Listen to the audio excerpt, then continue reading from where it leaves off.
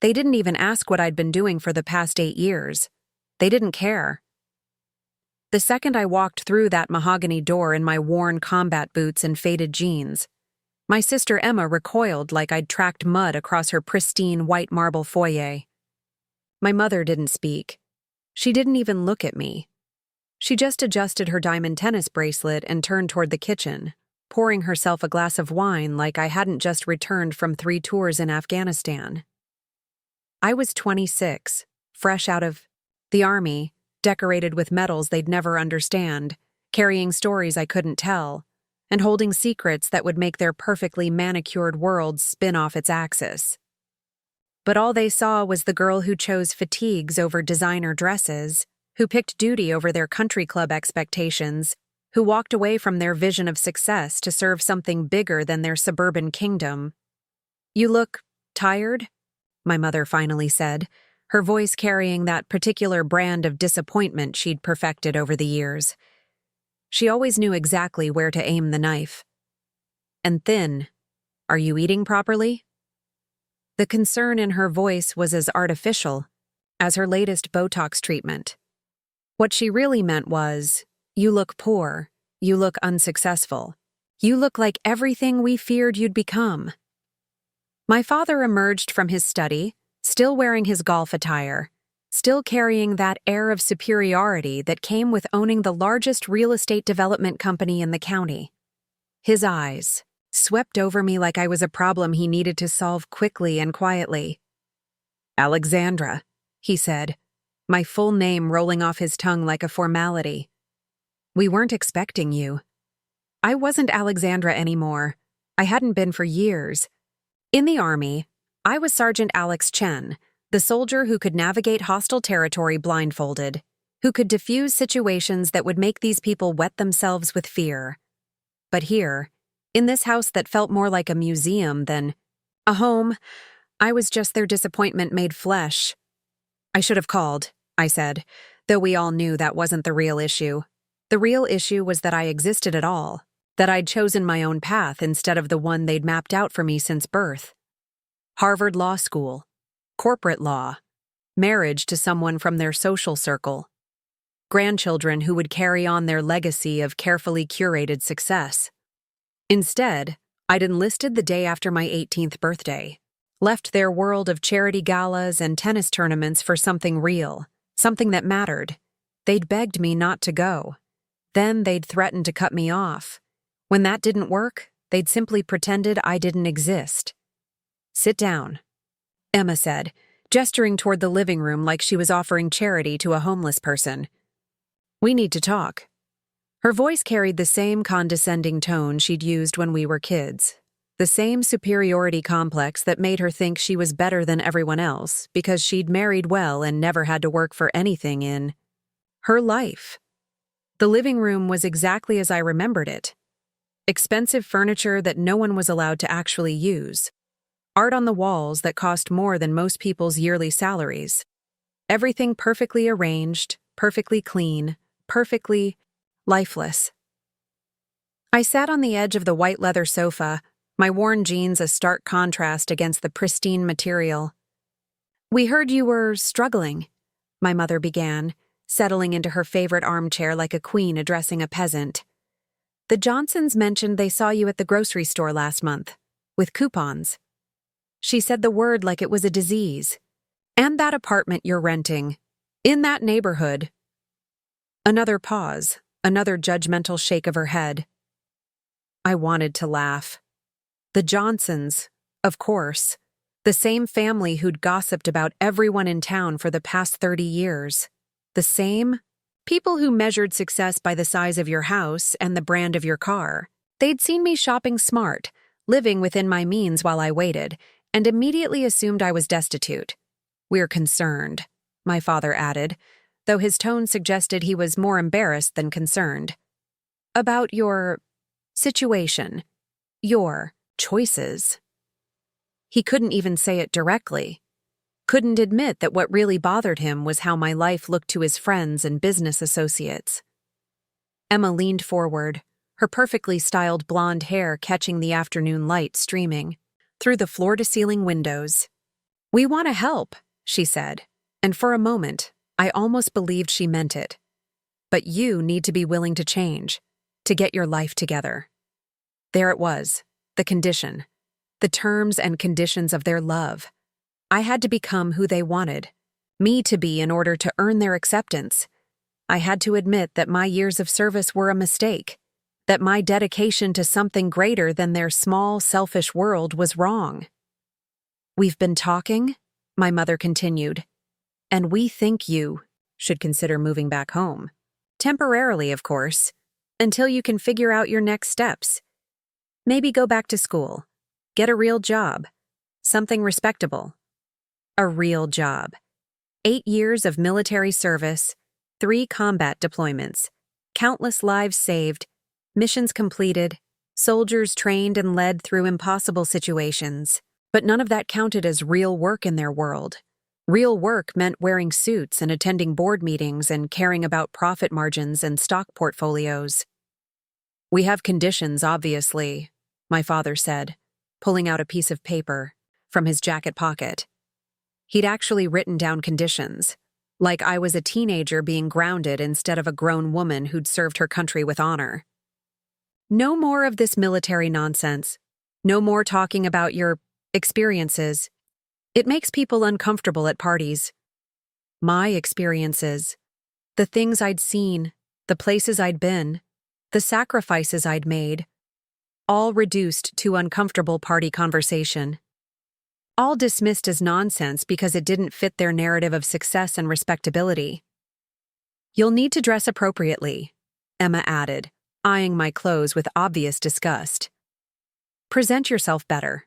Network with the right people. Mother has some connections that could help you find something suitable. Administrative work, maybe. Something quiet." Something quiet. They wanted me to disappear into their world of quiet desperation, to become another trophy daughter they could parade around when convenient and hide when necessary. They wanted me to pretend that the strongest, most defining years of my life had never happened. I looked around the room at these people who shared my DNA but understood nothing about who I'd become. They saw failure where I saw service. They saw poverty where I saw purpose. They saw embarrassment where I saw honor.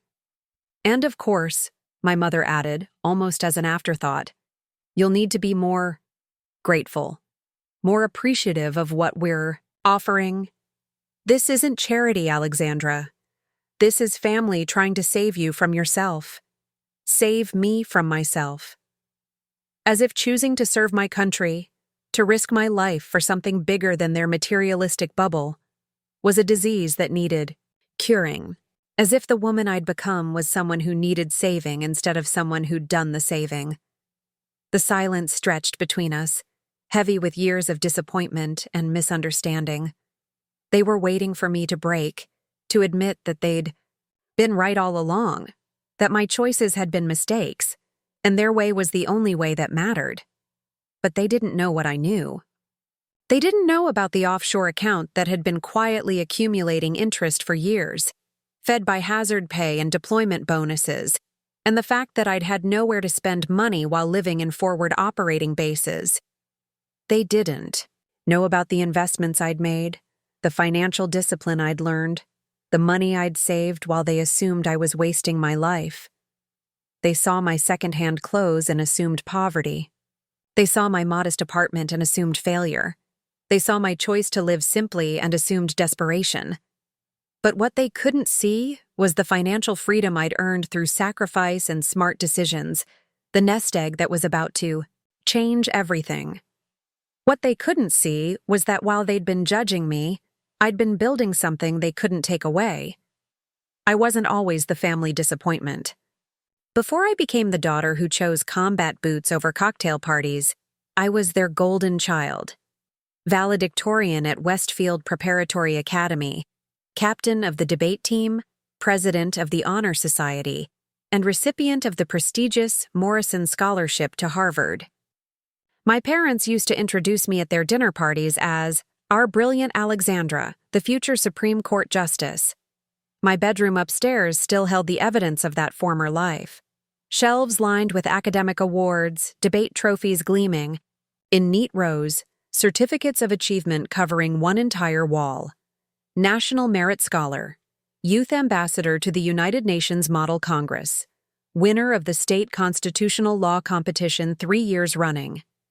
Every accomplishment carefully preserved like artifacts in a museum dedicated to their expectations. I remember the night I told them about Harvard's acceptance letter. My mother actually cried, dabbing her eyes with a monogrammed handkerchief while my father called everyone he knew to brag about his daughter getting into the most prestigious law school in the country. Emma, fresh out of college herself and already engaged to a banker's son, hugged me and whispered, "You're going to be so successful, Lexi. You're going to make us all so proud." That was before I realized that their version of success felt like a prison sentence. Before I understood that their pride was conditional, dependent on me following their script for my life down to the last detail. Before I knew that love, in their world, came with terms and conditions. The summer before my sophomore year at Harvard, I'd been interning at my father's law firm, Daniels & Associates. Premium office space on the 32nd floor of the Meridian. Building, floor-to-ceiling windows overlooking the city. Leather-bound books and crystal decanters that screamed old money and established power. I was supposed to be learning the family business, preparing to take my place in their dynasty of influence and wealth. But instead, I was dying inside. Slow suffocation by expensive suits and mindless paperwork. 18-hour days reviewing contracts for corporate mergers that would make rich people richer while crushing small businesses. Lunches at the country club where partners discussed golf handicaps and vacation homes while their clients' lives hung in the balance. Everything felt hollow, performative, like I was playing a role in someone else's story. The breaking point came during a case involving a military contractor accused of providing defective equipment to troops overseas. 3 soldiers had died because of faulty armor plating, and we were representing the company, not the families. I'd spent weeks researching legal precedents, finding loopholes, building a defense that would protect corporate profits while the grieving parents sat in the hallway outside our conference room, seeking justice for their children. "It's just business, Alexandra," my father had said when I expressed concerns about the case. "We represent our clients' interests, not our personal feelings. That's what separates professionals from amateurs."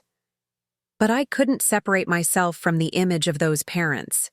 Couldn't stop thinking about the soldiers who'd trusted that equipment with their lives. That night, I'd driven to the military recruitment office downtown. Not to enlist, just to ask questions. The sergeant who spoke with me was a woman named Martinez, probably in her early 30s, with kind eyes and a firm handshake. She didn't try to sell me anything, didn't promise glory or adventure. She just talked about service, about being part of something bigger than yourself, about making a difference in ways that actually mattered. "It's not easy," she'd said, leaning back in her chair. "But it's real. When you're out there, you know exactly why you're doing what you're doing. No boardrooms, no politics, no wondering if you're making the world better or worse. Just mission and team and the satisfaction of knowing you're serving something greater than your own comfort." I'd gone home that night and stared at my Harvard acceptance letter, still framed on my desk between pictures of me shaking hands with senators and judges at various award ceremonies. All those achievements, all that recognition, and for what? To spend my life making rich people richer? To become another cog in the machine of inherited privilege? The conversation with my parents happened 3 days later. I'd practiced what I wanted to say, rehearsed the words that would explain my decision without insulting their choices. But the moment I mentioned the military, their faces changed. My mother's wine glass nearly slipped from her fingers. My father's complexion went pale, then red, then pale again. "Absolutely not," my mother had said, her voice sharp with panic. "Alexandra, you're not thinking clearly. This is some kind of phase, some rebellion against your responsibilities. We didn't invest 18 years in your education so you could throw it away on some misguided adventure. It's not an adventure, Mom. It's service. It's doing something that matters. What matters is your future, my father had interjected, standing up from his chair with the kind of authority he used in courtrooms, your career, your reputation, your place in this family. We've already told the partners at the firm that you'll be joining us after law school. The Richardsons are expecting you to date their son Thomas when you graduate. Everything is planned, Alexandra. Everything is arranged. Arranged. Like I was a business deal to be negotiated, a merger to be executed. Like my life belonged to them because they'd paid for my education and opened doors with their connections. Like I owed them my dreams because they'd provided me with opportunities. I'm not going to date Thomas Richardson, I'd said quietly. And I'm not going to join the firm. I'm going to serve my country. The silence that followed was deafening. Emma, who'd been quiet until then, finally spoke. Lexi, you're being ridiculous. Do you know what people will say? Do you know how this will look? We have a reputation to maintain. Their reputation. Not my happiness, not my sense of purpose, not my right to choose my own path. Their reputation was what mattered. How it would look at the country club when people asked about their daughter, and they had to explain that she'd chosen military, service over law school, how it would affect their standing in social circles where success was measured by Ivy League degrees and six-figure salaries. You're throwing away everything we've worked for, my mother had said. And there it was, the truth beneath all the concern and disappointment. I wasn't throwing away my future. I was throwing away their investment, their carefully orchestrated plan for my life, their dreams for who I should become. This isn't about you, I'd told them. This is about me figuring out who I am when I'm not trying to live up to your expectations. But they couldn't hear that. All they could hear was the sound of their plans crumbling, their perfect daughter choosing a path they couldn't control or understand. They'd spent 18 years molding me into their vision of success, and I was rejecting everything they'd taught me about what mattered in life. The arguments continued for weeks. Threats to cut off financial support, attempts to guilt me with stories about disappointed grandparents and confused family friends, promises of cars and apartments and trust funds if I'd just reconsider. But I'd already made my decision. I'd already seen what my life would look like if I stayed on their path, and I couldn't accept that future. When I finally left for basic training, they didn't come to the airport. Emma sent a text. Call us when you come to your senses. My mother left a voicemail. We love you, but we can't support this choice. When you're ready to apologize and come home, we'll be here. They expected me to fail, expected me to wash out of basic training, to come crawling back within a few months, humbled and ready to accept their version of success. They couldn't imagine that their sheltered, privileged daughter could survive in the military, let alone thrive. But I did thrive. I excelled in training, earned my place in intelligence operations, deployed to places they couldn't pronounce. I became someone they'd never imagined I could be, someone they'd never given me permission to become. And while they waited for me to fail, I was building something they couldn't take away. What they didn't know, what they couldn't have imagined, in their wildest suburban nightmares, was that their struggling daughter had been quietly accumulating wealth in ways they'd never understand. While they assumed I was barely scraping by in my modest apartment, clipping coupons and shopping at thrift stores, I was sitting on a financial empire that would make their country club friends dizzy with envy. The offshore account had started, small, almost by accident. During my first deployment to Afghanistan, there was literally nowhere to spend money. No shopping malls, no restaurants, no weekend getaways. Just forward operating bases, missions, and the stark reality of military life in a combat zone. While my Harvard classmates were racking up student loan debt and credit card bills, I was banking every penny of my hazard pay, combat pay, and deployment bonuses. Sergeant First Class Rodriguez had been the one to open my eyes to the possibilities. Maria Rodriguez, a career soldier from Texas with 15 years of service and the kind of financial wisdom they don't teach in Ivy League schools. She'd found me in the communications tent one evening, looking over my bank statements on my laptop, trying to figure out what to do with money that kept accumulating faster than I could spend it. "You're thinking too small, Chen," she'd said, pulling up a chair next to mine. "All that cash sitting in a regular savings account, earning nothing. You know there are better ways, right?" She'd introduced me to offshore banking, to investment, strategies designed for military personnel stationed overseas, to tax advantages I'd never heard of despite my prestigious education. "The rich stay rich because they know how money works," Maria had explained. "Your fancy family probably taught you about trust funds and inheritance, but they never taught you about building wealth from nothing, did they? That's poor people knowledge, and you're poor people now, sweetheart. Time to learn how we survive." She was right. My parents had never taught me about money because I'd never needed to worry about it. Everything had been provided, planned, arranged. College funds, investment portfolios managed by their financial advisors, trust funds I wouldn't access until I met their conditions. But out here, with nothing but my military salary and the discipline I'd learned in basic training, I was learning to build something entirely my own. The offshore account in the Cayman Islands was perfectly legal, designed specifically for overseas military personnel. Every deployment meant 18 months of tax-free combat pay, hazard pay bonuses, and hardship allowances that most civilians never knew existed. While my sister Emma was spending thousands on designer handbags and spa treatments, I was funneling every extra dollar into investments that grew exponentially in the offshore markets.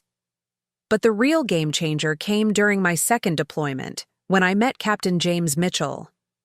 Former Wall Street analyst turned Army intelligence officer, a man who'd walked away from a 7-figure salary to serve his country, but never forgot how to make money work.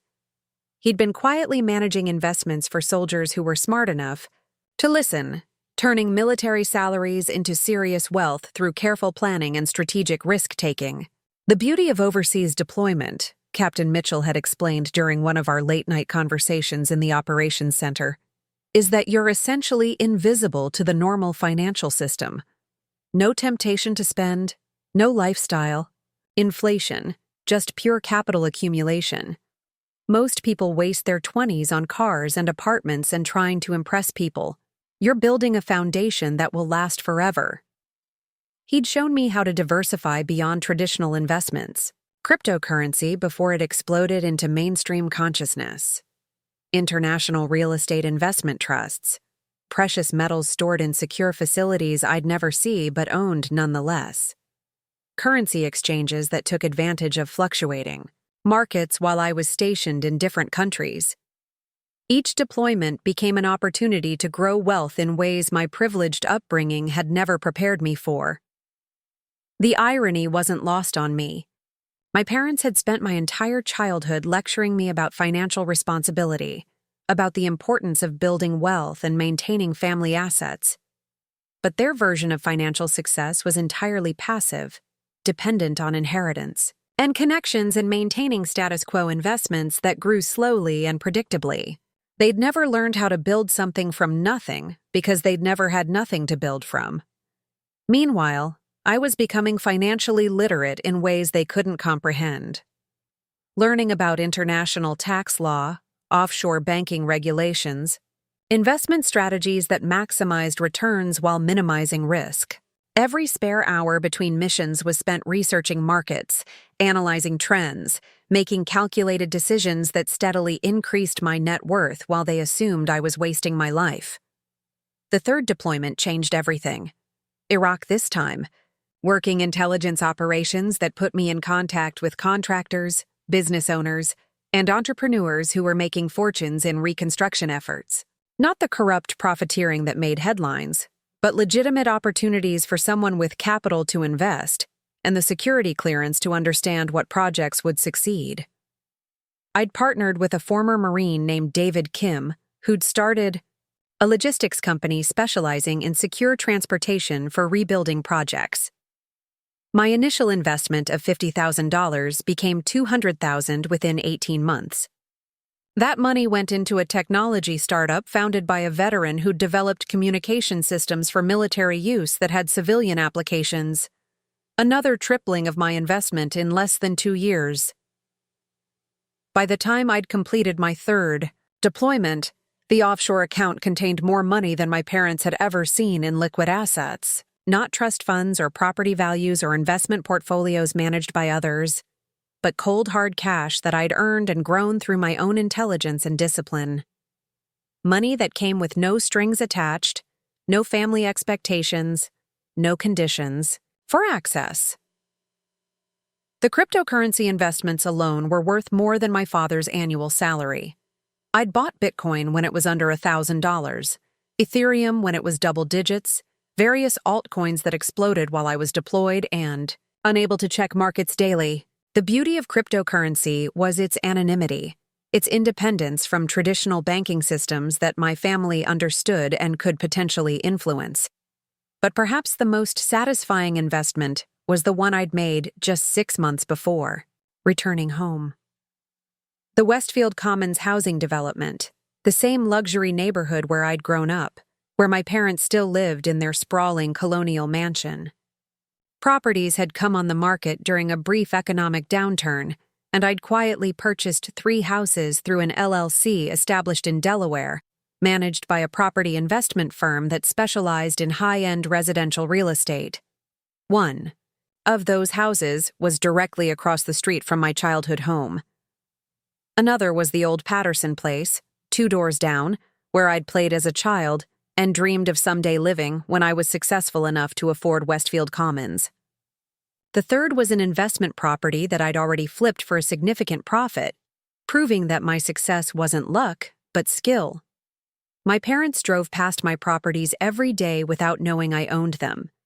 They complained at dinner parties about the new neighbors, wondering who had enough money to buy in their exclusive neighborhood. They gossiped about property values and worried about maintaining the character of their community, never realizing their disgraced daughter was now a significant stakeholder in their precious enclave. The bank statements arrived monthly at a P.O. box downtown, far from my modest apartment that served as perfect camouflage for my actual financial status. Each statement showed numbers that would have shocked my family into silence, investments that generated more passive income in a month than they assumed I made in a year. But the money wasn't the real victory. The real victory was the freedom it represented, the independence it guaranteed, the power it gave me to make choices based on my values rather than my circumstances. They thought they knew my story, thought they understood what my life had become without their support and approval. But they were reading the wrong book entirely, mistaking the prologue for the final chapter. The narrative they crafted about my life began before I'd even finished basic training. My mother's first Facebook post appeared 3 weeks after I'd shipped out. A carefully staged photo of her and my father at their anniversary dinner, all smiles and champagne glasses raised to the camera. The caption read, "Celebrating 28 beautiful years together. Praying for our children to find their way back to the values we taught them. Some journeys take longer than others. Hasid Dr. Family, Char's Faith." She didn't mention my name, but she didn't need to. Everyone in their social circle knew exactly which child she was referring to. The comments poured in immediately. "Stay strong, Patricia. She'll come around." "Tough. Love is still love. You did everything right. This isn't your fault." The subtext was clear to anyone paying attention. The Chen family had a wayward daughter who'd made poor choices, and they were suffering through it with grace and dignity. Emma took a more direct approach. At her country club book club meeting, she'd confided to the other wives about her sister's situation. Not maliciously, she'd insist if confronted, just seeking support during a difficult family time. But the story she told bore little resemblance to reality. In Emma's version, I'd had some sort of breakdown during college, maybe drugs or mental health issues, and enlisted in the military as an escape from consequences I couldn't face. Alex was always so intense. Emma would say, shaking her head with practiced sadness. So much pressure she put on herself to be perfect.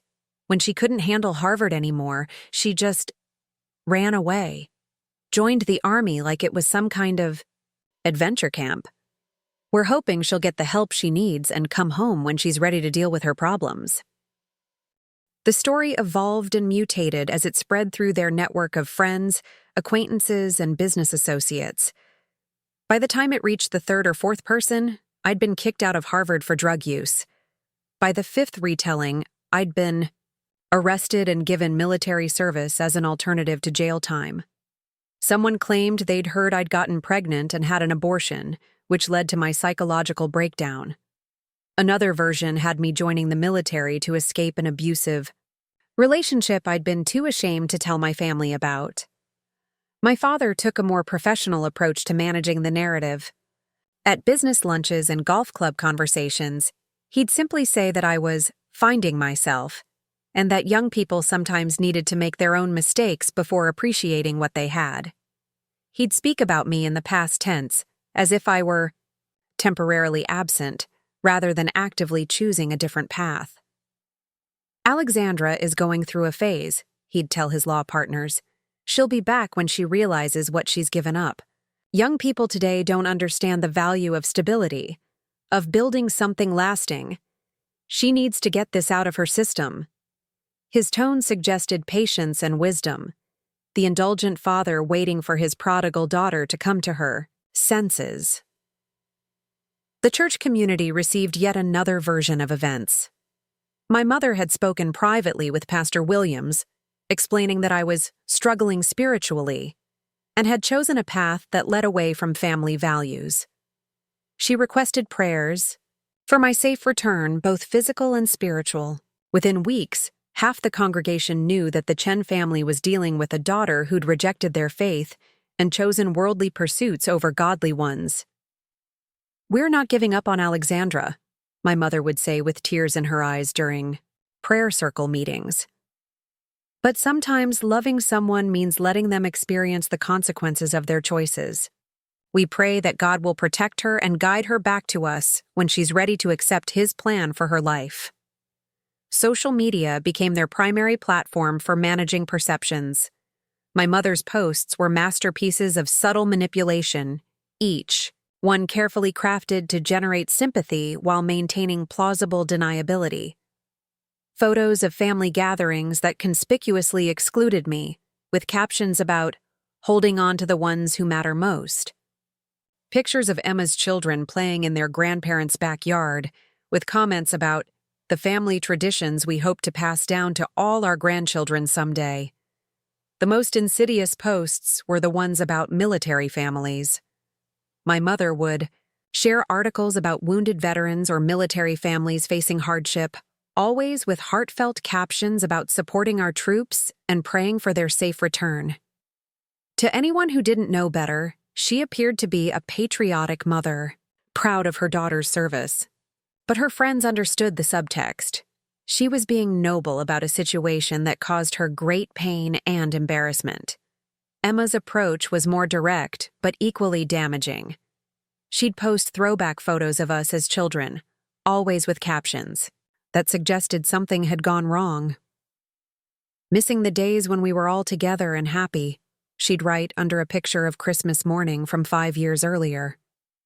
Some people change, but love doesn't. The comments from her friends were predictably supportive. "She'll come back when she needs you. Family is forever. You can't save someone who doesn't want to be saved." The narrative became so pervasive that even distant relatives and family friends began treating it as established fact.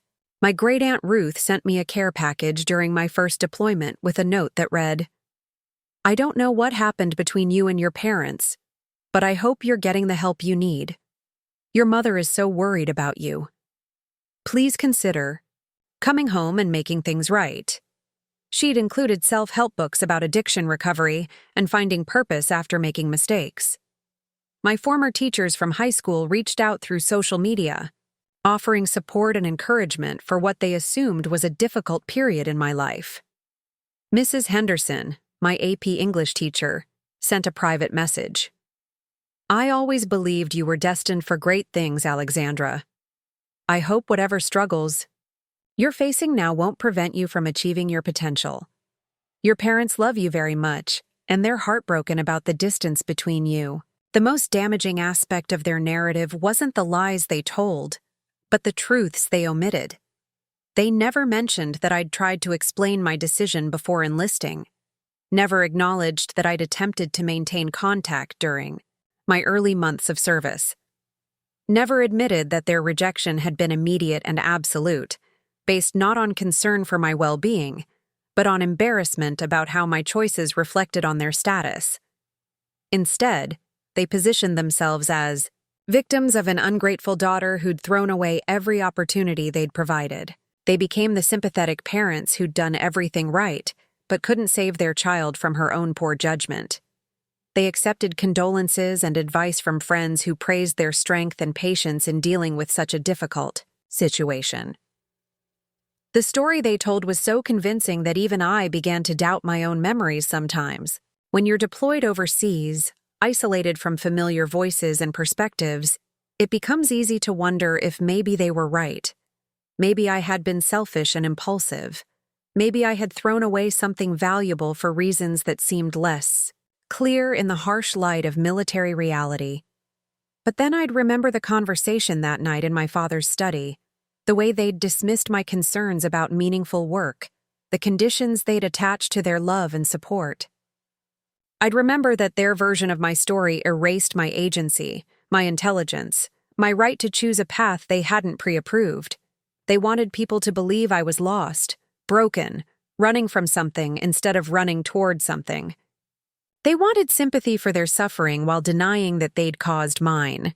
Most importantly, they wanted to control the narrative so completely that when I eventually returned, I'd have no choice but to accept their version of events and apologize for the embarrassment I'd caused. But what they didn't understand was that while they were busy crafting stories about my failure, I was writing a completely different ending to my story. One they'd never see coming. I could have corrected them at any time. One phone call to Emma during her book club meeting could have shattered their carefully constructed narrative. A single Facebook post showing my military commendations, my promotion ceremonies, my team leading successful missions could have exposed every lie they'd spread about my supposed breakdown and failure. But I didn't make that call. I didn't post those photos. I chose silence. And that silence became my greatest weapon. The decision to stay quiet wasn't born from weakness or shame. It was strategic, calculated, the kind of patience I'd learned during long-range reconnaissance missions where revealing your position too early could cost lives. Every military operation taught the same lesson. Timing is everything, and the element of surprise is worth more than immediate satisfaction. They wanted me to defend myself, to engage in public arguments that would make me look desperate and them look reasonable. Instead, I disappeared. During my second deployment, Emma had tried to bait me into responding. She'd posted a photo from my high school graduation, all four of us smiling in front of the school banner with a caption that read, "Throwing back to when our family was complete. Mental health struggles can tear families apart, but we never stop hoping for healing and reconciliation. Some bridges can be rebuilt if both sides are willing to try." The post generated 43 comments, each one a small knife twisted in my absence. "Praying for your sister to find her way back. You're such a good sister for not giving up on her. She's lucky to have family who love her despite her choices." Emma had tagged me in the post, ensuring I'd see it, waiting for me to either defend myself or stay silent and thereby confirm their version of events. I stayed silent. I read every comment, screenshotted the post for my own records, then continued with my mission briefing as if nothing had happened. My team members noticed my phone buzzing with notifications, but when Sergeant Martinez asked if everything was okay back home, I simply said, "Just family drama. Nothing I can't handle." But inside, I was documenting everything. Every lie, every manipulation, every attempt to rewrite history. I kept screenshots of their social media posts, saved voicemails from relatives who'd been fed false information, preserved emails from family friends offering sympathy for situations that had never happened. Not because I planned to use them as weapons, but because I understood something they didn't. Truth has a way of surfacing eventually, and when it does, having evidence makes all the difference. The silence became easier with each deployment. Months would pass without any contact from home, and I began to understand that their love had always been conditional, dependent on my compliance with their vision for my life. The family I'd thought I belonged to had been an illusion, a performance we'd all participated in as long as I played my assigned role. Now that I'd stepped outside their script, they were perfectly willing to pretend I'd never existed. My commanding officers noticed my dedication to communication blackouts during personal time, while other soldiers video called with family members, shared photos from home, talked about visits and care packages. I focused entirely on the mission. Captain Morrison, our unit psychologist, pulled me aside during the third deployment to check on my mental health. "Chen, I've been watching you," she said during one of our informal counseling sessions. "You're an exceptional soldier, but you never talk about home. No photos on your bunk, no mentions of family, no requests for leave to attend weddings or graduations. That's unusual, even for soldiers from difficult backgrounds." I'd considered telling her the truth, but military psychologists were trained to identify problems that might affect unit cohesion or mission effectiveness. A soldier with family issues could be flagged as unstable, potentially affecting security clearances or deployment eligibility. Instead, I gave her the sanitized version. "My family and I have different values, ma'am. They don't understand my choice to serve, and I don't understand their priorities. We agreed it's better to maintain distance while I'm deployed.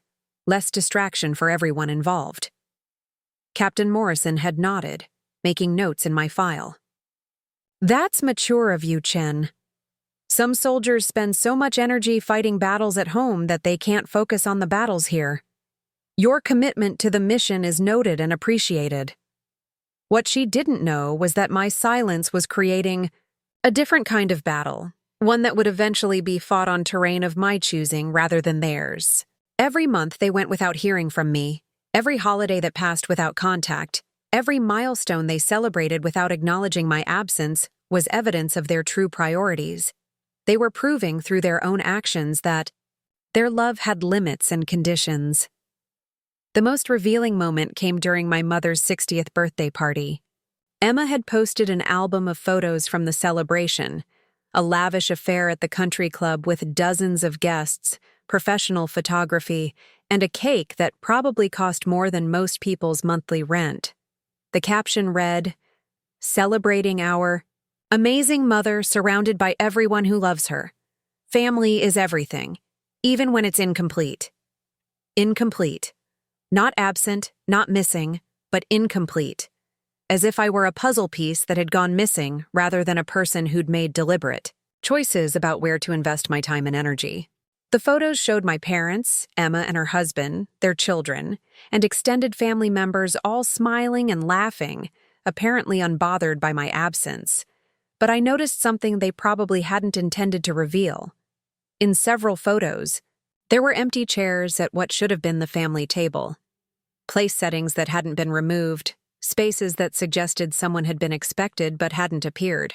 My mother's expression when she thought no one was looking carried a sadness that contradicted the celebratory narrative. The comments on Emma's posts told a different story, too. Several family friends asked about me directly. "Where's Alexandra? Is she still overseas? Tell Alex we said hello. Hope your sister can make it to the next celebration." Each question went unanswered, creating awkward gaps in the comment threads that spoke louder than any explanation could have.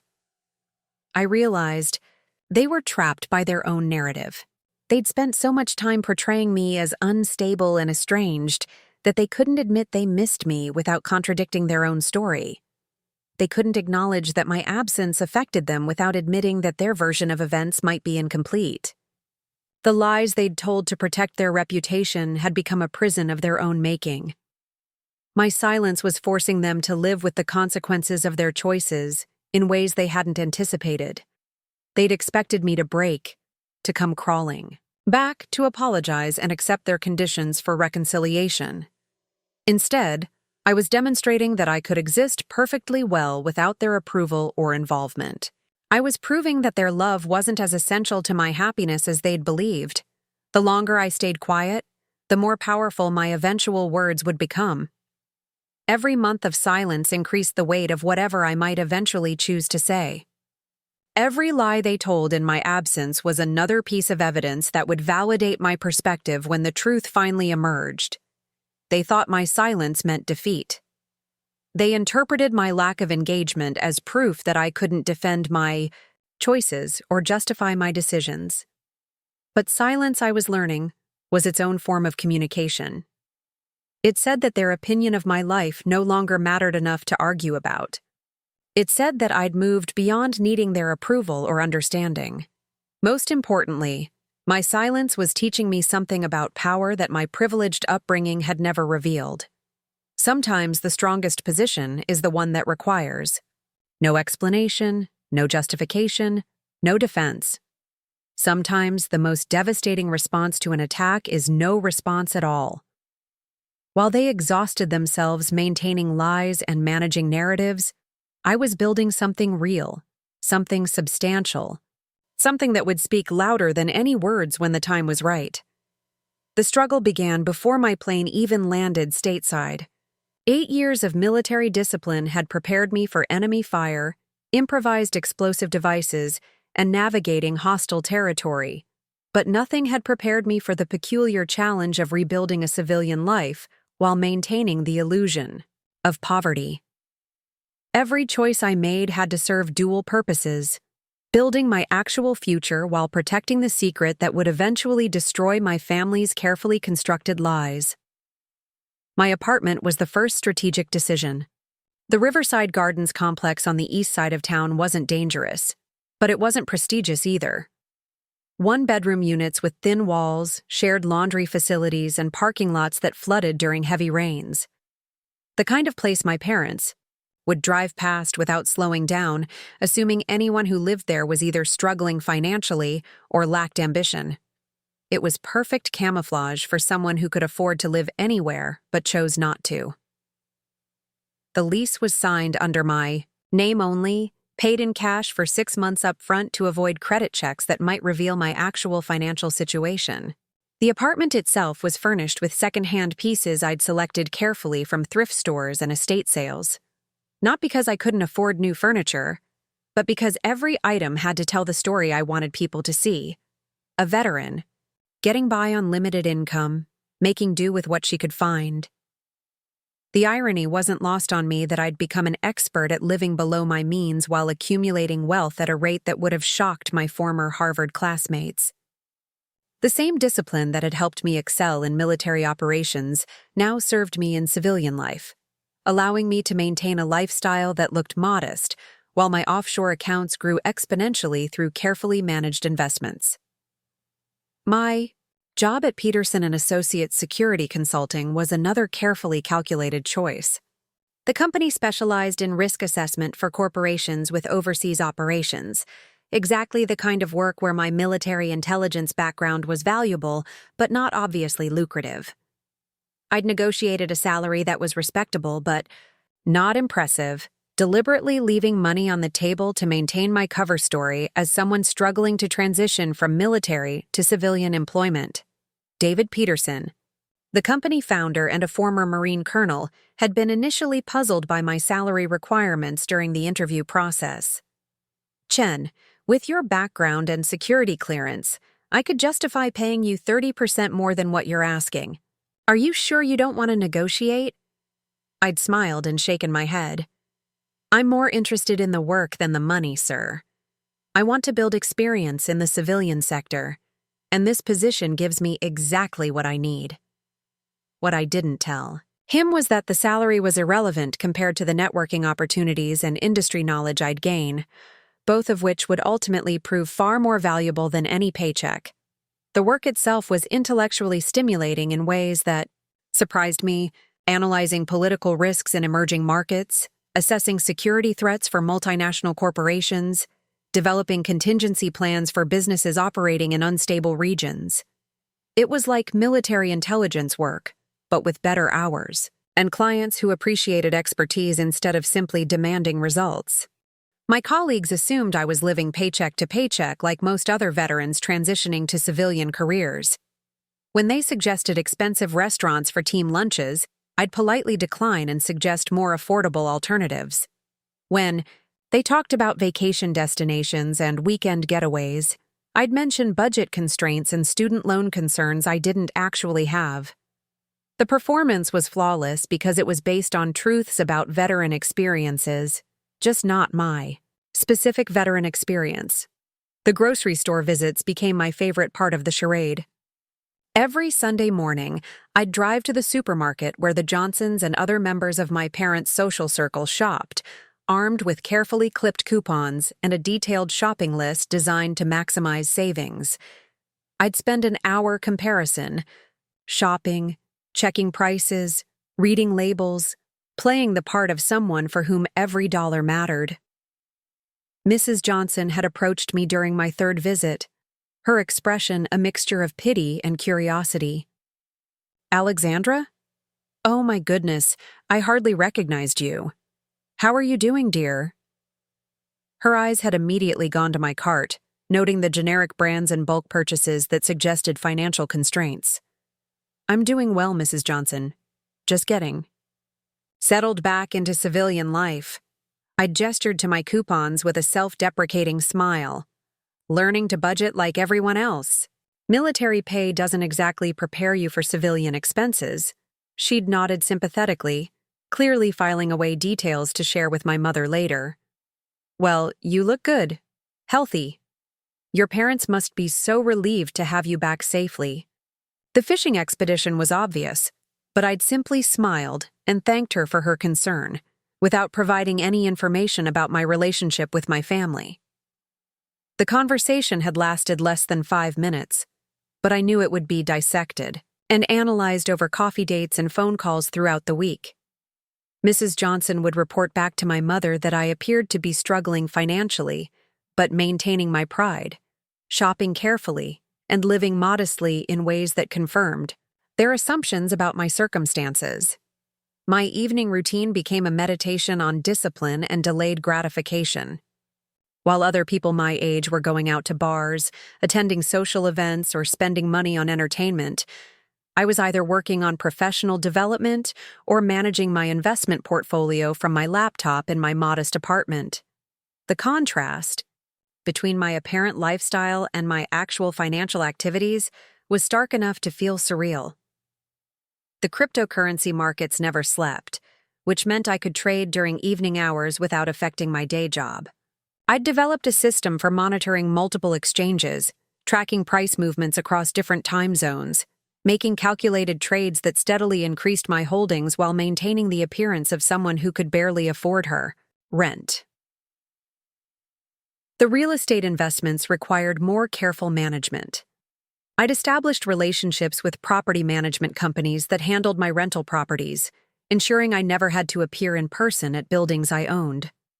The monthly reports arrived at my P.O. box downtown, detailing rental income, maintenance expenses, and market valuations that painted a picture of steadily growing wealth. My social life was deliberately limited but strategically planned. I'd join former military colleagues for happy hours at modest bars, always offering to split checks and nursing single drinks to maintain my cover. When conversations turned to post-military financial struggles, I'd nod sympathetically and share carefully edited stories about adjustment challenges that were true for many veterans, but weren't specifically true for me. The loneliness was real, even if the financial struggles weren't. Maintaining a false identity, even one based on partial truths, created a barrier between me and potential friendships. I couldn't talk about my actual interests, my investment strategies, or my growing excitement about financial independence, because those topics would contradict the image I was carefully constructing. But the isolation also strengthened my resolve. Every night I spent alone in my modest apartment. Every social invitation I declined for budgetary reasons that didn't exist.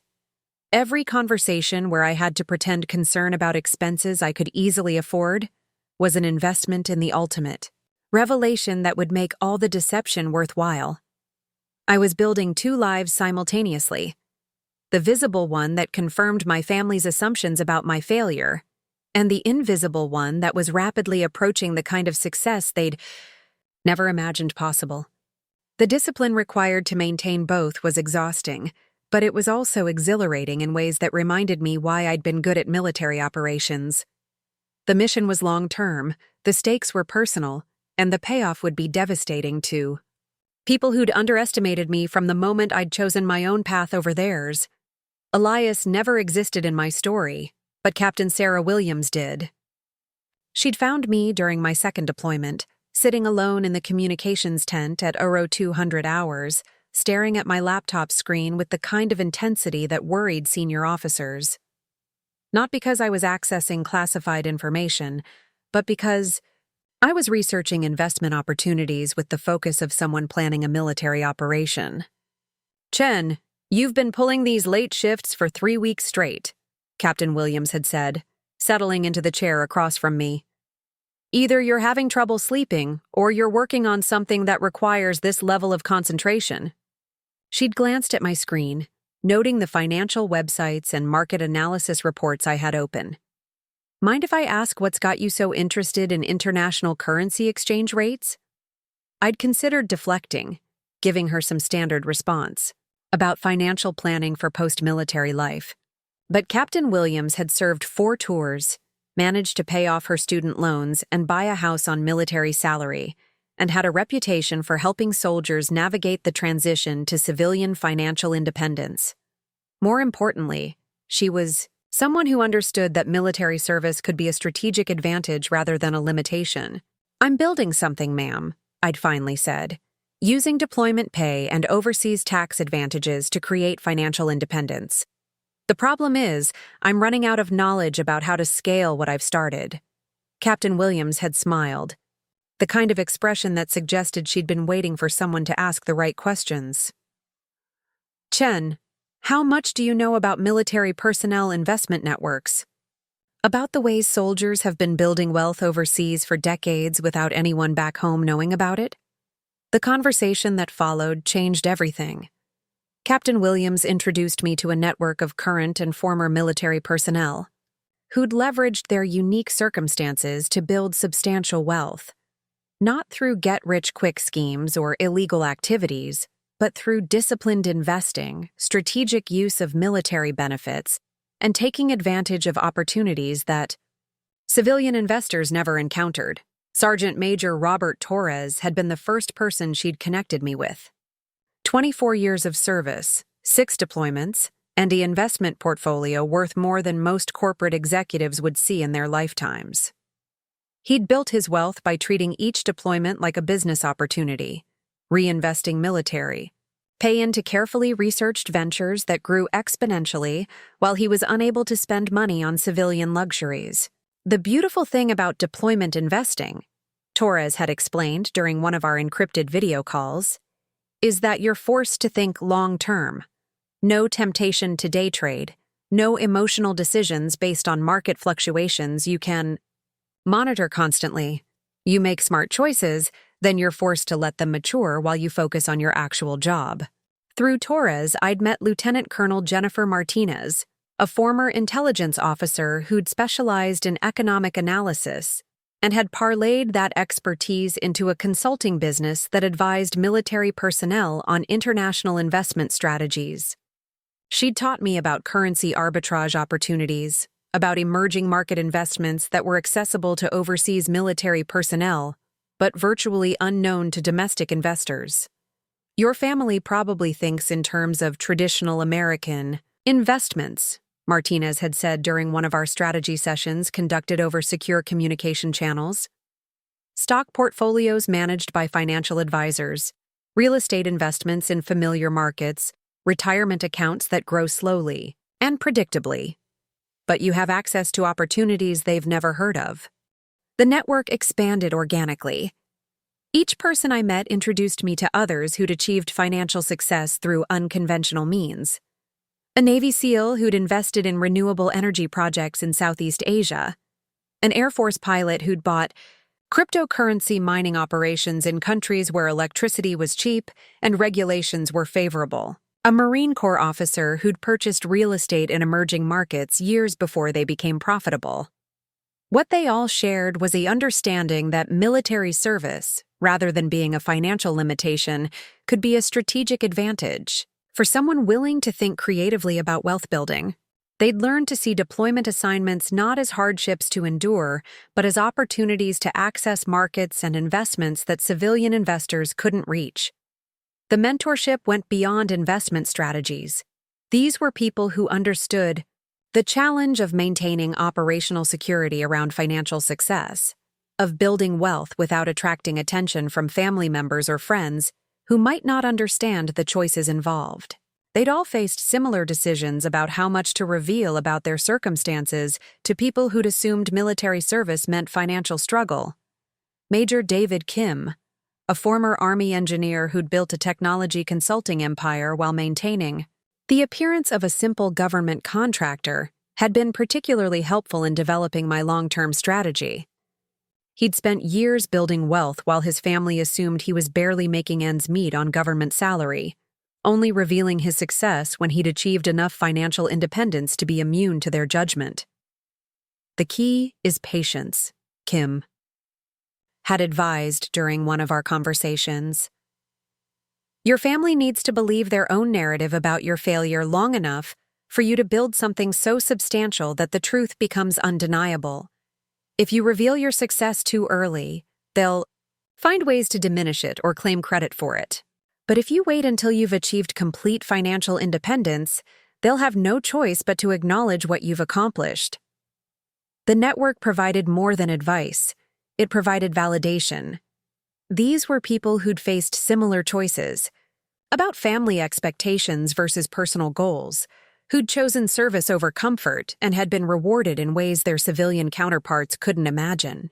They understood the discipline required to build wealth while maintaining the appearance of financial struggle, and they respected the strategic thinking involved in long-term deception for a greater purpose.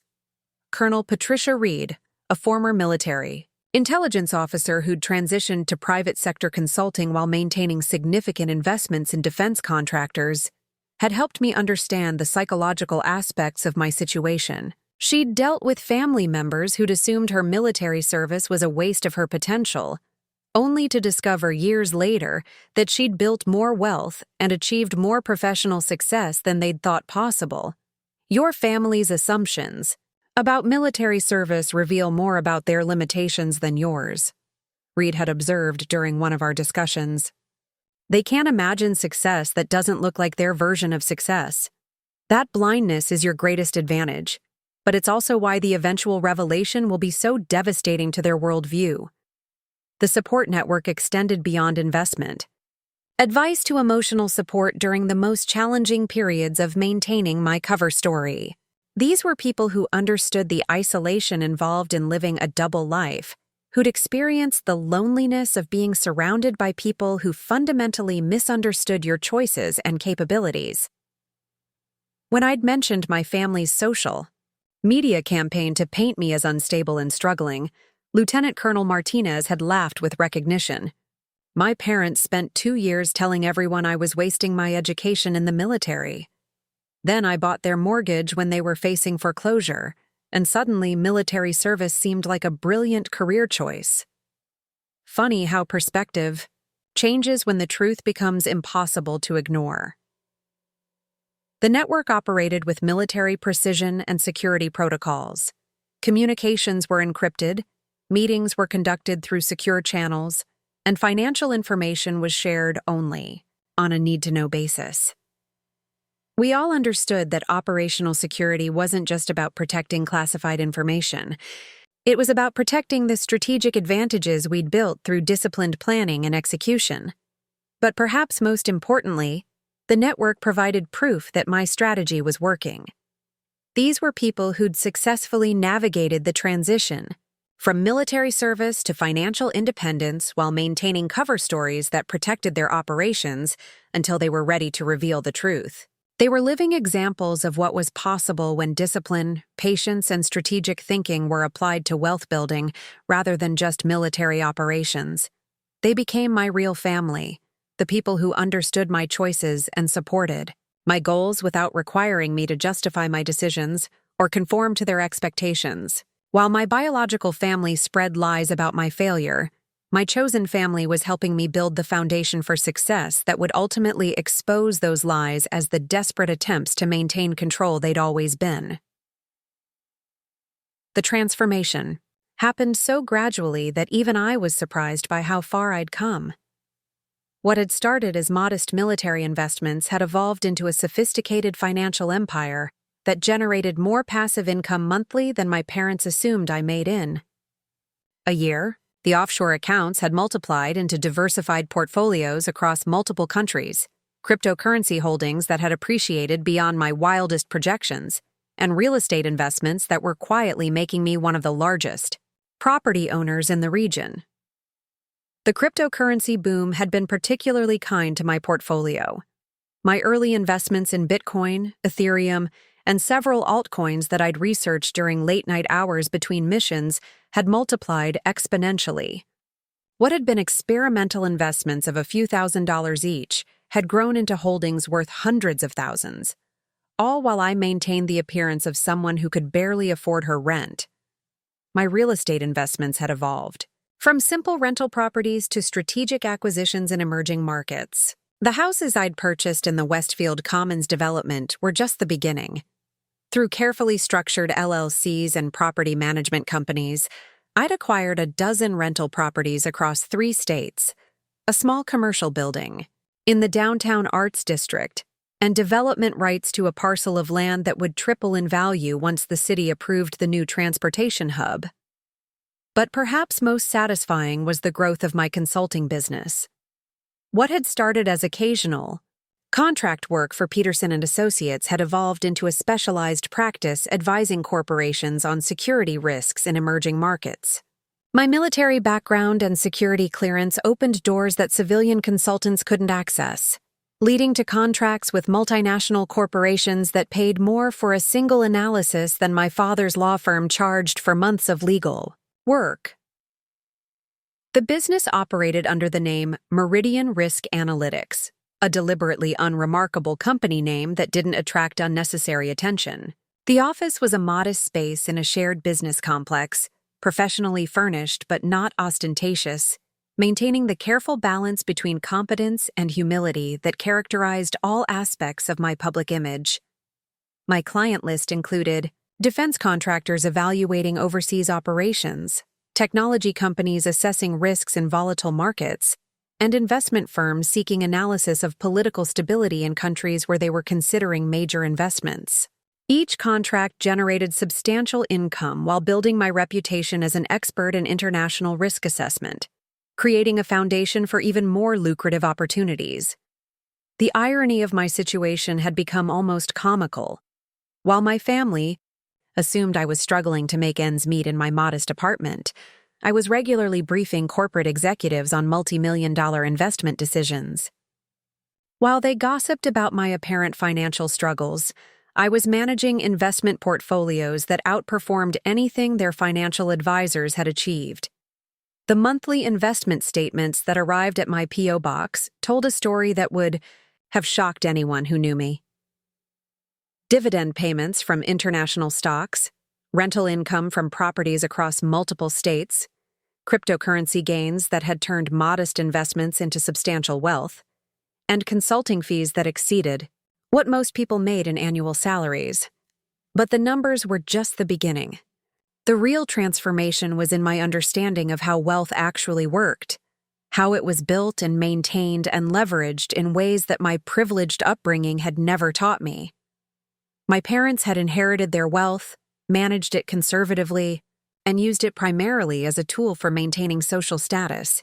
I was learning to create wealth from nothing, to see opportunities where others saw only risks, to build something that couldn't be taken away by changing circumstances or family disapproval. My investment strategy had evolved far beyond the simple offshore accounts and basic stock portfolios I'd started with during my first deployment. Now I was involved in private equity investments, international real estate development projects, and technology startups that were revolutionizing industries I'd never heard of before joining the military. The networking opportunities generated by my consulting business had connected me with entrepreneurs, investors, and business leaders who operated in completely different circles from my family's country club associates.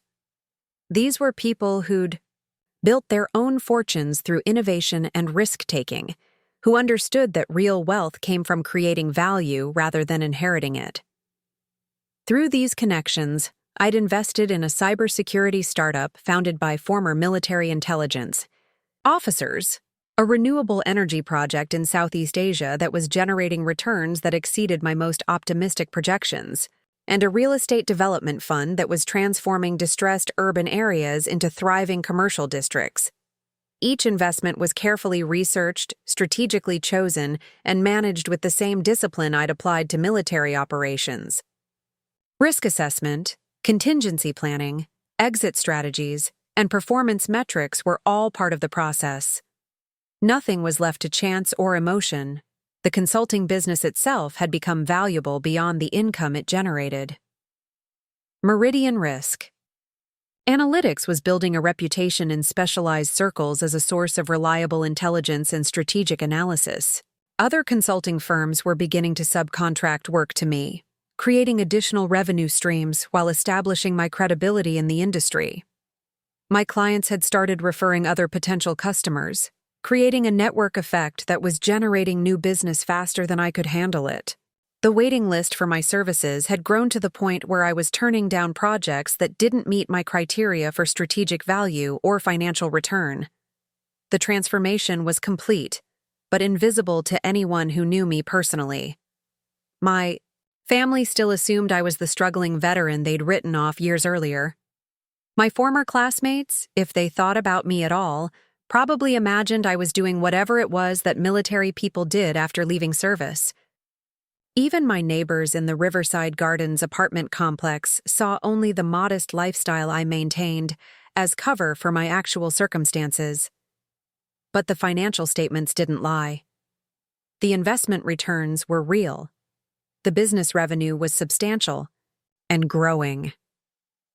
The wealth I'd accumulated was approaching levels that would allow me to make choices my family had never imagined possible. The foundation was complete. The building phase was finished. Now it was time for the revelation that would change everything.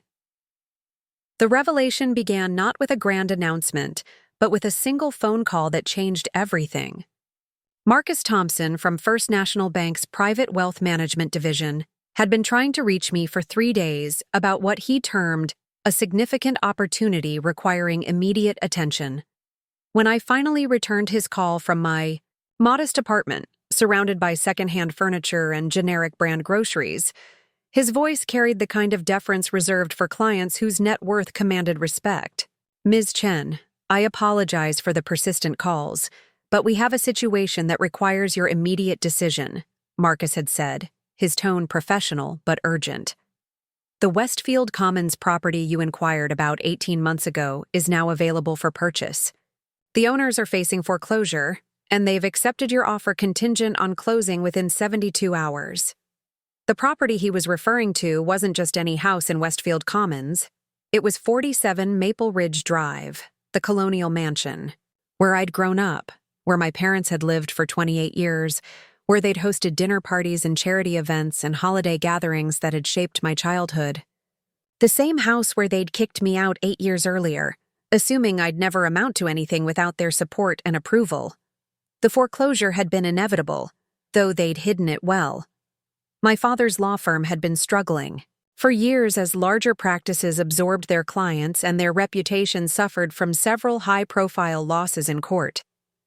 My mother's boutique interior design business had never been profitable, serving more as an expensive hobby than a genuine source of income. They'd been living on credit and borrowing against the house's equity, maintaining their lifestyle while their actual financial foundation crumbled. The sellers are requesting complete confidentiality regarding the buyer's identity, Marcus continued. They've asked that all communications go through the bank rather than direct contact. Are you prepared to proceed with the wire transfer for the full purchase amount? The full purchase amount was $1.2 million, more money than my parents probably thought existed in my entire financial universe. To them, I was still the struggling veteran shopping with coupons and living in a modest apartment, barely making ends meet on what they assumed was a government contractor's salary. They had no idea that $1.2 million represented less than 15% of my liquid assets, money I could transfer without affecting my other investments or business operations. Proceed with the purchase, I told Marcus.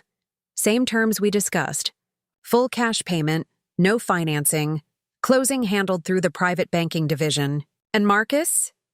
I'll need you to handle something else. The current owners will need 60 days to relocate. I want that written into the contract as a courtesy extension. The courtesy extension wasn't motivated by kindness. It was strategic timing. I wanted my parents to have enough time to process what was happening, to understand the implications, to realize that their financial crisis had been solved by the daughter they'd written off as a failure. The same daughter they'd assumed was too poor and unstable to amount to anything significant. The closing took place on a Wednesday morning at First National's downtown office, in a conference room with floor-to-ceiling windows overlooking the city. I'd dressed carefully for the occasion, not in the modest clothing I wore for grocery shopping and casual encounters, but in a tailored business suit that suggested success without ostentation. Professional, competent, wealthy enough to make cash purchases but not flashy enough to attract unwanted attention. The seller's attorney was present, handling the transaction on behalf of clients who'd chosen not to attend the closing personally. He'd handed me the keys with the expression that suggested he understood the deeper implications of what was taking place, that this wasn't simply a real estate transaction, but something more complex and emotionally charged. The sellers wanted me to express their gratitude for the terms you've offered, the attorney had said as we finalized the paperwork. The extended timeline for relocation is particularly appreciated during what is obviously a difficult period. For their family, I'd signed the documents, transferred the funds, and officially became the owner of my childhood home without my parents knowing who had purchased it. The house where they'd raised me, where they'd taught me their values, where they'd ultimately rejected me for choosing a different path, now belonged to me entirely. The public records wouldn't be updated for several days, and even then, the property would be listed under the name of the LLC I'd established for real estate investments. Meridian Holdings, the same company that owned my other rental properties, would appear as the buyer of record. My name wouldn't appear anywhere in the transaction documents or public filings, but the truth would emerge eventually. Real estate transactions in Westfield Commons were always subject to neighborhood gossip and speculation. Someone would eventually trace Meridian Holdings back to its owner, or my parents would research their buyer and discover the connection. The revelation was inevitable, but I wanted to control the timing and circumstances of their discovery. The house itself would require some updates and renovations, but not because I planned to live there. Instead, I was converting it into the headquarters for my expanding consulting business, a transformation that would require architectural modifications and technology installations that would make the building unsuitable for residential use. The home where I'd been raised would become the foundation for the business empire I'd built without their knowledge or support. The symbolism wasn't lost on me.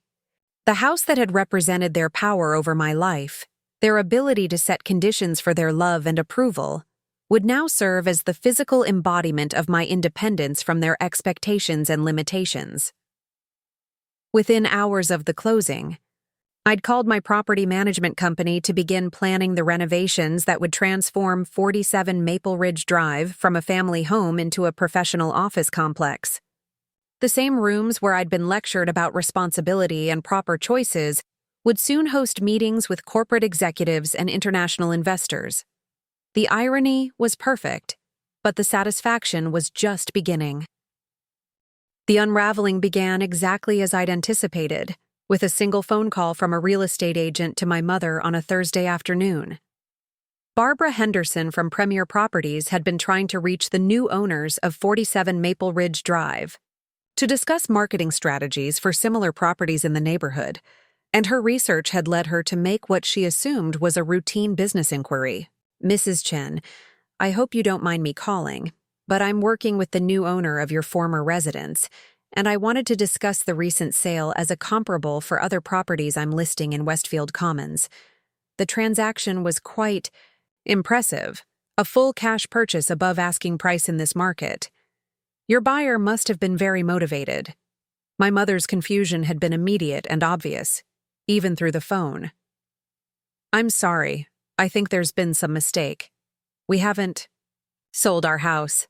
We're still living at 47 Maple Ridge Drive."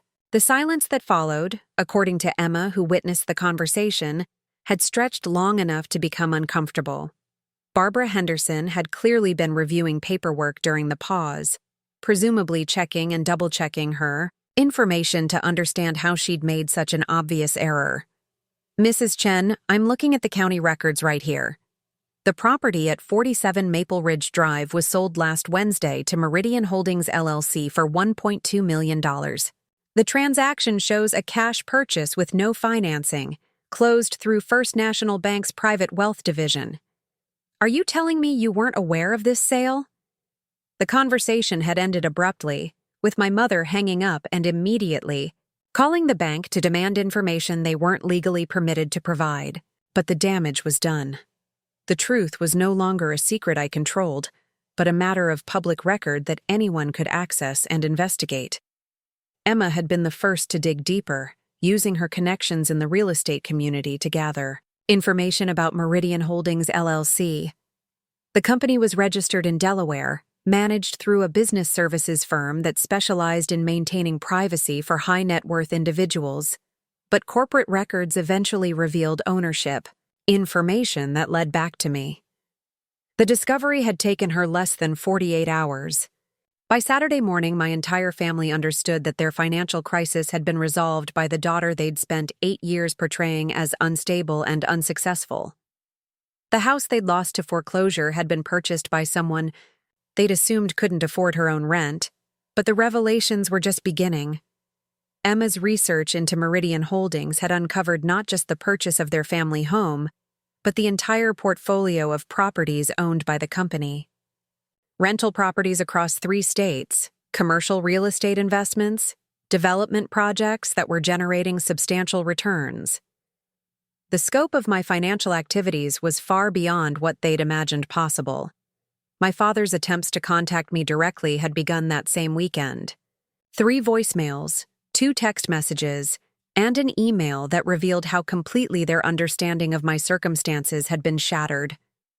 His voice in the messages progressed from confusion to disbelief, to something approaching desperation as he tried to process what they'd discovered.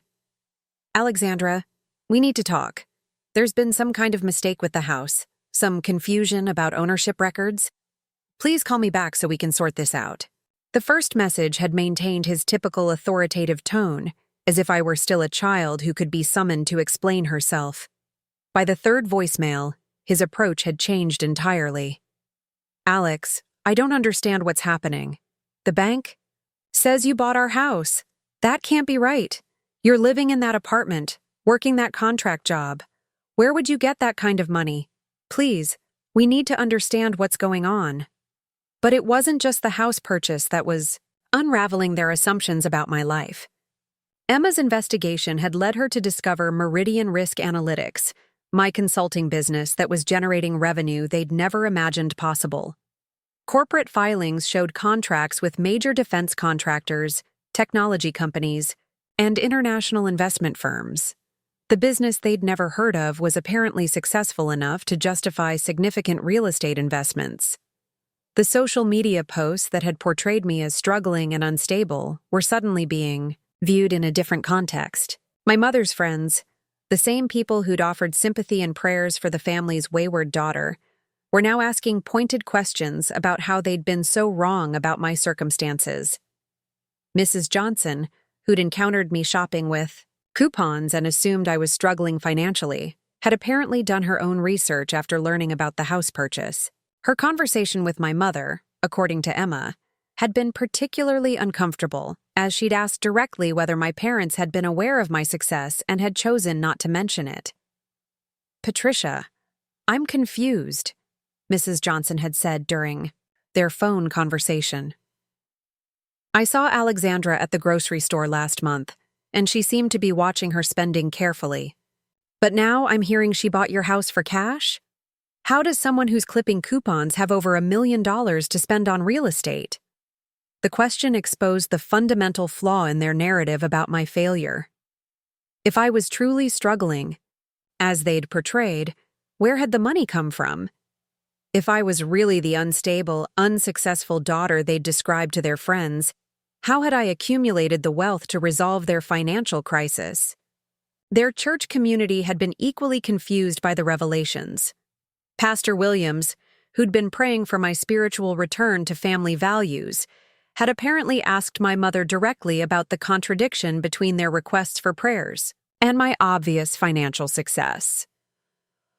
"I'm having trouble understanding the situation, Patricia," Pastor Williams had said after the Wednesday evening service. "You've asked us to pray for Alexandra's struggles and her return to the family, but the community is hearing that she's been quite successful financially. Can you help me understand what kind of prayers are most appropriate?" The question forced my mother to confront the gap between the story they'd told and the reality that was now becoming public knowledge. The narrative of the wayward daughter who'd thrown away her opportunities was crumbling as evidence of my success became undeniable. But perhaps most devastating was the discovery of my investment portfolio. Emma's research had led her to information about my involvement in various business ventures, cryptocurrency holdings, and international investments that painted a picture of sophisticated financial planning and substantial wealth accumulation.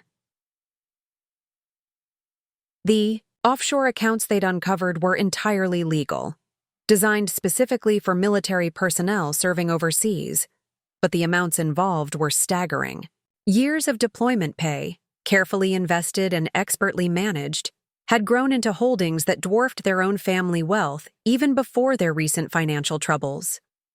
My mother's Facebook posts from previous years were being viewed with new eyes by friends and family members who now understood the context differently.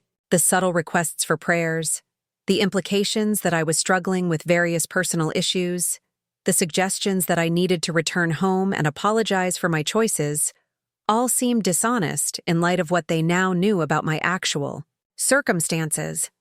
The lies they'd spread to protect their reputation and maintain their narrative of family values were being exposed as exactly that.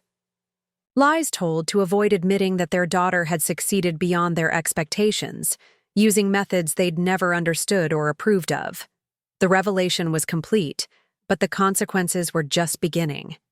Every assumption they'd made about my life had been proven wrong. Every story they'd told about my failure had been contradicted by evidence of my success. Every prayer they'd requested for my return to family values had been based on misunderstanding my actual situation. The daughter they'd written off as a disappointment had become financially independent while they'd struggled with debt and foreclosure. The military service they'd dismissed as a waste of my potential had provided opportunities for wealth building they'd never imagined. The choices they'd criticized and rejected had led to success that exceeded anything they'd achieved through their conventional approaches. The truth was now public, undeniable, and devastating to the narrative they'd spent 8 years constructing about their family's situation and their daughter's failure. The first approach came through Emma, because my parents were still too proud to reach out directly. She'd sent a text message on a Tuesday evening, carefully worded to sound casual but obviously crafted after extensive family discussions about strategy and approach. "Hey Alex, heard some interesting news about real estate investments. Mom and Dad would love to catch up over dinner this weekend. It's been too long since we talked as a family. Maybe we can clear up some misunderstandings and move forward together." The message was a masterpiece of calculated casualness, acknowledging the revelations without admitting the extent of their previous deception, suggesting reconciliation without accepting responsibility for the years of lies and rejection. Emma had always been skilled at diplomatic language, but this particular message revealed just how desperate they'd become. I didn't respond immediately. Let them wait, let them wonder, let them experience the same uncertainty they'd forced me to live with when they'd cut off contact 8 years earlier. The silence stretched for 3 days before Emma tried again, this time with a phone call that went straight to voicemail when I declined to answer. "Alex, it's Emma. Look, I know things have been complicated between our family, but we're all adults here. Whatever happened in the past, we can work through it. Mom's been really stressed about the house situation, and Dad thinks there might have been some kind of miscommunication about your circumstances. Can we just sit down and talk? Families should stick together, especially during difficult times." The voicemail revealed more than Emma probably intended. They weren't calling because they missed me, or because they'd realized their treatment of me had been wrong. They were calling because their financial crisis had been solved by someone they'd assumed was powerless, and they needed to understand how that had happened and what it meant for their future. My father's direct contact came. Next, a formal email sent to my business address at Meridian Risk Analytics. He'd apparently researched my consulting company enough to understand it was legitimate and successful, but his approach still carried the condescending tone he'd used when I was a child who needed guidance and correction. "Alexandra, I've been reviewing some business matters that seem to involve you, and I think there may be some confusion about recent transactions. As your father and someone with extensive experience in legal and financial matters, I'd like to offer my assistance in ensuring everything is handled properly. There are tax implications and legal considerations that you may not have fully understood when making such significant purchases. I'm available to review your situation and provide guidance to protect your interests." The email was perfectly crafted to sound helpful, while implying that I was in over my head, that my success was somehow accidental or poorly managed, that I still needed their expertise and oversight to avoid making mistakes. Even faced with evidence of my financial sophistication, they couldn't accept that I'd achieved something they hadn't anticipated or controlled. But my mother's approach was the most revealing. She'd driven to my apartment complex on Thursday evening, parking her Mercedes in the visitors section and waiting for me to return from work. The contrast between her luxury vehicle and the modest surroundings was stark, a visual reminder of the assumptions she'd made about my circumstances. She'd approached me as I walked from my car to the building entrance, her expression carefully composed, but her body language revealing nervousness I'd never seen from her before. The woman who'd always projected absolute confidence and authority was obviously uncomfortable with the conversation she was about to initiate. "Alexandra, we need to talk," she'd said, falling into step beside me. "This whole situation with the house, with your business, it's all very confusing. We had no idea about your success. Why didn't you tell us? Why let us worry about you all these years?" The questions were delivered with the tone of someone who considered herself the injured party, as if my failure to correct their assumptions was somehow worse than their decision to spread lies about my circumstances. She was positioning herself as the concerned mother who'd been kept in the dark, rather than the parent who'd chosen to maintain distance based on her own prejudices about my choices. "I didn't think you'd be interested," I'd replied calmly, continuing toward the building entrance. "You made it pretty clear 8 years ago that my decisions were unacceptable to you. I assumed you'd moved on." "Moved on?" my mother had repeated, her voice rising slightly. "Alexandra, you're our daughter. We never moved on. We've been worried about you this entire time, praying for you, hoping you'd come back to your senses and rejoin the family." The revisionist history was breathtaking in its audacity. They'd spent 8 years portraying me as unstable and unsuccessful, spreading rumors about mental health issues and poor life choices, positioning themselves as victims of an ungrateful daughter. Now, faced with evidence that contradicted their entire narrative. They were claiming they'd been concerned and supportive all along. "We heard you were struggling," my mother continued, her tone becoming more plaintive as she realized I wasn't responding with the gratitude or apology she'd expected. "The Johnsons said they saw you shopping very carefully, using coupons, living in this neighborhood. We thought you needed help, but were too proud to ask for it." The explanation revealed how completely they'd misunderstood the situation. They'd interpreted my deliberate choices to maintain a modest lifestyle as evidence of financial desperation, never considering that someone might choose to live below their means for strategic reasons. "Why didn't you come to us?" my mother pressed, following me into the building lobby. "Why let us think you were having difficulties? We could have helped. We wanted to help." The questions hung between us in the fluorescent-lit lobby, surrounded by bulletin boards advertising community events and reminders about laundry room etiquette. The setting was deliberately modest, chosen specifically to maintain the illusion they'd now discovered was false.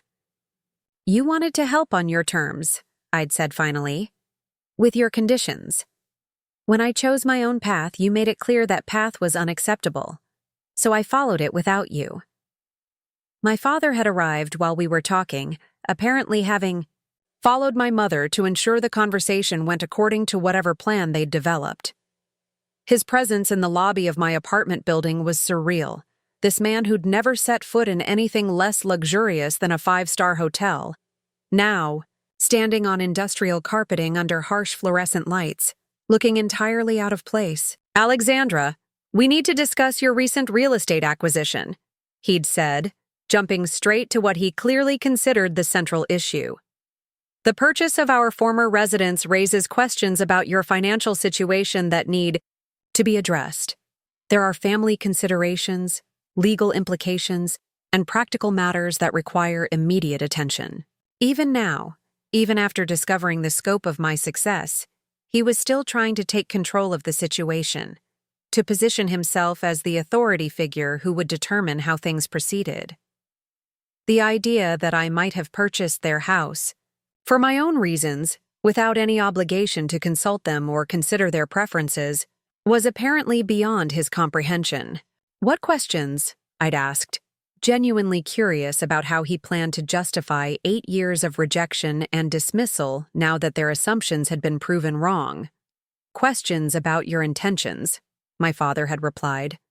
"About what you plan to do with the property, about whether this purchase was made out of spite or as some kind of statement about family relationships. We're concerned that you might be making decisions based on emotions rather than sound financial planning." The irony was staggering. They were questioning my emotional stability and financial judgment after I'd successfully resolved their foreclosure crisis and demonstrated wealth accumulation that exceeded their own achievements. They were suggesting I might be acting irrationally, even as they stood in my apartment building lobby demanding explanations they had no right to expect. "I bought the house because it was a good investment," I'd said simply.